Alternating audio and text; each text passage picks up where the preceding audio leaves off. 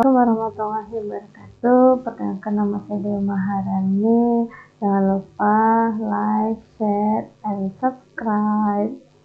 Ditunggu ya. Oke, kita akan masuk pada sesi pergaulan, khususnya istilah part 1. Nah, istilah part 1 ini didasari dari adanya laki-laki dan juga perempuan yang di dalam kehidupan Islami dibenarkan oleh Rasulullah SAW. Kita juga mengetahui bahwasanya hukum asal laki-laki dan perempuan itu adalah terpisah. Begitu. Itu sudah diatur di dalam Quran surah An-Nisa.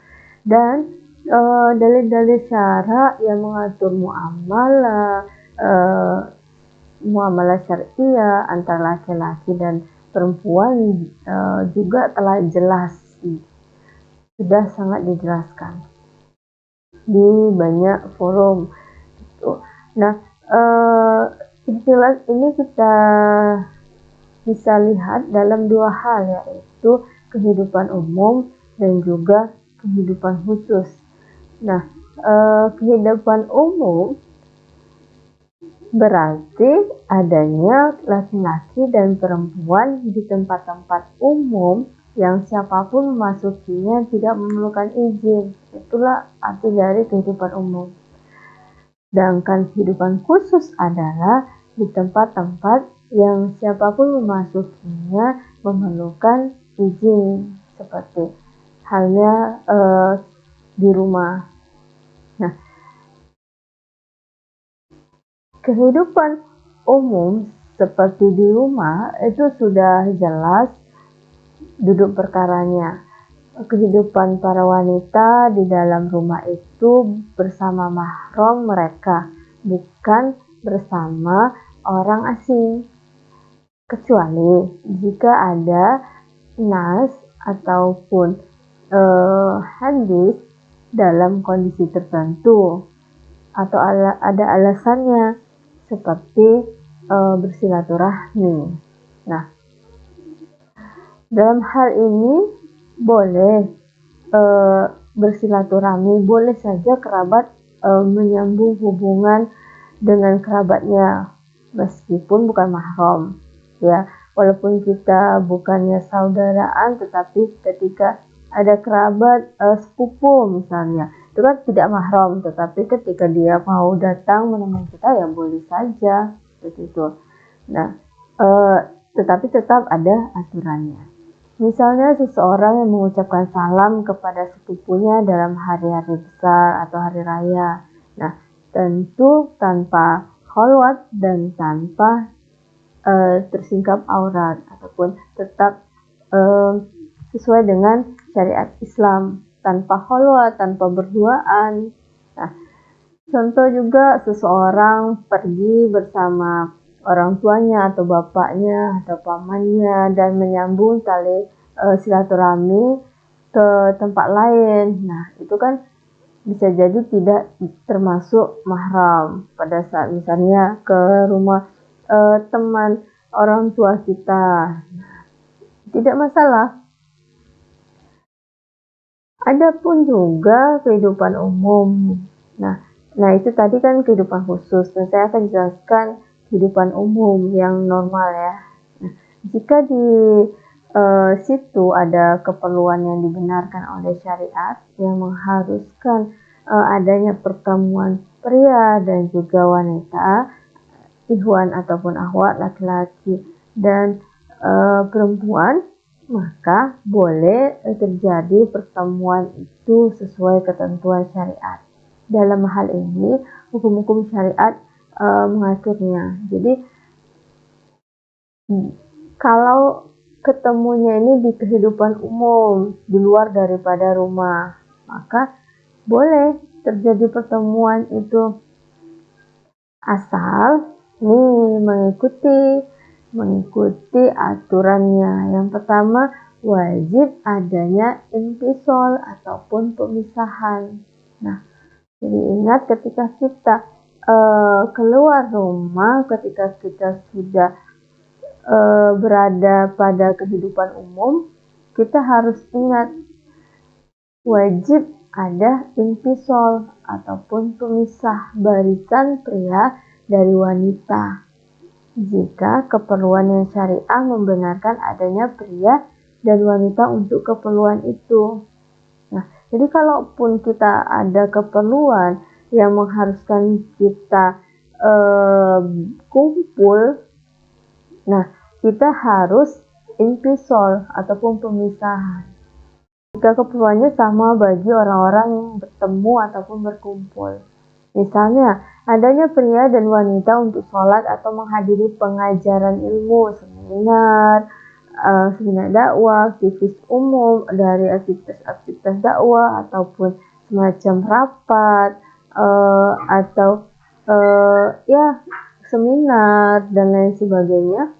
Nah, dalam kondisi inilah boleh adanya pria dan wanita disertai pemisahan saf. Ini kadang disebut kehidupan umum dengan hukum-hukum khusus. Nah, artinya di situ ada tata cara khusus untuk pria dan wanita yang ada di situ juga. Contoh sederhana juga pada saat pernikahan. Nah, pada pernikahan kita disuruh juga memisahkan antara tamu laki-laki dan tamu perempuan. Jadi bukan karena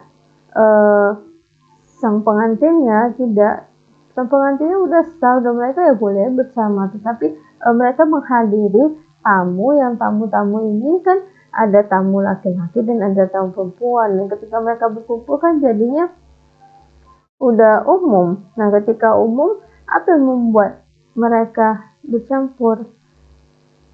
Nah, itulah yang membuat ketika mereka pun harus keluar rumah, mereka harus melakukan pemisahan.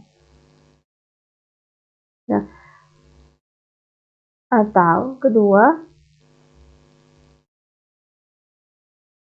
tidak ada pemisahan barisan dalam kehidupan umum jika keperluan yang dibenarkan oleh syariat membolehkan adanya pria dan umum untuk keperluan itu. Nah, boleh juga nggak ada intisol, nggak ada pemisahan gitu kan. Hanya jika keperluannya itu dibenarkan hukum syara. Keperluannya dibenarkan hukum syara ini jika tujuannya berbeda-beda bagi orang yang berkumpul. Misal adanya pria dan wanita di pasar, di jalan, di taman, di bus. Pada saat kita bermuamalah, pada saat kita ke counter pulsa dan lain sebagainya. Itu kan tujuan kita kan berbeda-beda. Nah, di situ boleh tidak ada pemisahan barisan. Nah, ini juga kita akan detailkan karena di tidak ada pemisahan inilah yang juga sering ada problem, gitu kan. Nah, tidak ada pemisahan. Ada dua jenis. Yang pertama, tujuan-tujuan yang berbeda itu tidak bisa ditunaikan kecuali mengharuskan adanya ikhtilat atau bercampur baur, bersebelahan, bercakap-cakapan, ngobrol. Nah, kayak mana contohnya?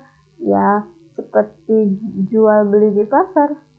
Itu kan nggak bisa ada ikhtilat, karena yang namanya pasar ya tadi campur baur laki-laki dan juga perempuan. Kalau di pasar, disinilah boleh terjadinya ikhtilat, karena tujuannya berbeda-beda dan tidak bisa ditunaikan kecuali harus adanya ikhtilat. Mau nggak mau kita harus, ceweknya harus keluar, harus belanja ke pasar, mau nggak mau suami kita laki-laki harus belanja nih ke pasar, seperti itu. Sedangkan yang di pasar banyak yang jualnya misalnya perempuan. Nah, tidak ada masalah. Tujuan-tujuan yang berbeda itu bisa ditunaikan tanpa ikhtilat, yakni tanpa bercampur baur, bersebelahan dan bercakap seperti naik bus umum atau di taman umum dan berjalan di jalan. Di sini boleh adanya pria dan wanita tanpa ikhtilat yakni tanpa bercampur baur, bersebelahan, dan bercakap-cakap.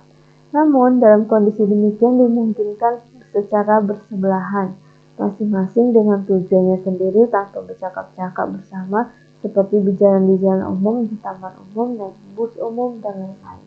Ya, campur baurnya boleh, tapi jangan sampai saling komunikasi, saling jadi ngobrol secara berlebihan, saling diskusi yang jadi nanyanya masalah khusus, jadi saling tukaran nomor handphone yang awalnya tadi cuma ke counter beli pulsa, ya jadinya malah ianya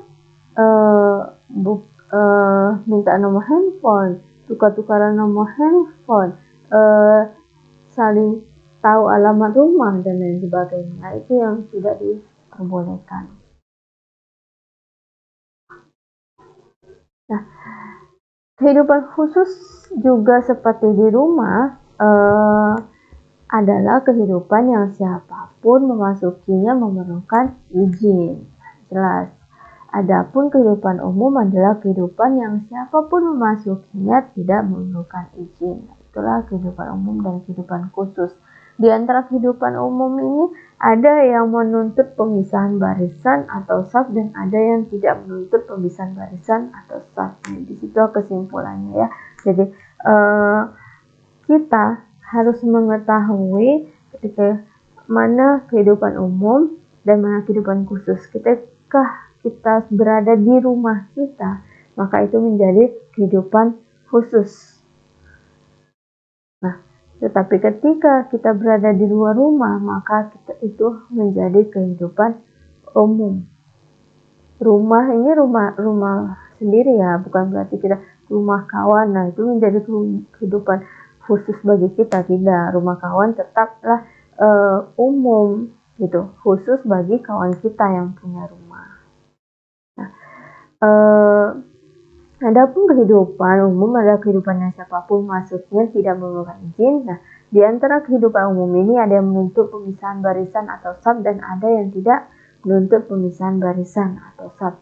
Ada yang di situ boleh ihtilat secara berlebihan dan bercakap-cakap dan ada yang tidak boleh bercampur baur. Nah, tadi seperti halnya di pernikahan itu sama sekali tidak boleh bercampur baur. Atau pada saat kita ke pasar boleh bercampur baur. Pada saat kita menunaikan ibadah haji, maka di situ kita bercampur baur tanpa berlebihan, tanpa bercakap-cakap dengan yang bukan mahram, tetapi hanya boleh bersebelahan, ya, hanya boleh bersebelahan tanpa bercakap-cakap. Oke, mungkin masih ada yang kurang jelas terkait dengan ihtilat ini. Bisa cantumkan komentar di bawah, masukkan pertanyaannya, insya Allah akan saya jawab. Terima kasih. Assalamualaikum warahmatullahi wabarakatuh.